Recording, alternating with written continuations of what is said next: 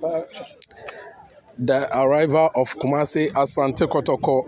Na oba dwumadi ne so na wa subscribe na wa share na wa like na wa di ho dance here de a kire onua na ono so di ho dance en fa nkire ne nua na ka kire o mo say aha nationalist TV aha nationalist TV nti oba dwumadi ne so na wa subscribe na wa share na wa like na wa di ho dance here we at the Ghana Premier League match week 28 Kumasi Asante Kotoko welcome Aduana Stars Oja and then hina na edi nkunim ene wie ewo Kumasi Baba Yara Sports Stadium Prosper Nate Ogum anase Benzola ene edi nkunim ene wie ene enkra ene bekire ewo Kumasi Baba Yara Sports Stadium eni ubepie ma echitafo no kakre bi na aba because afena abo 1 p.m.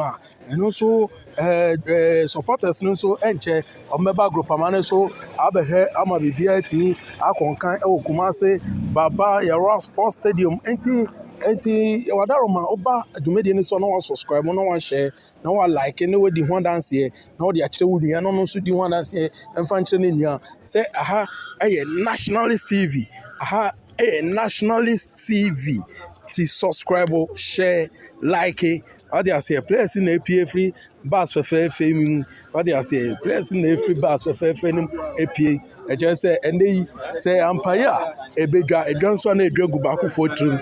To me, say subscribe, share, like it. What they say.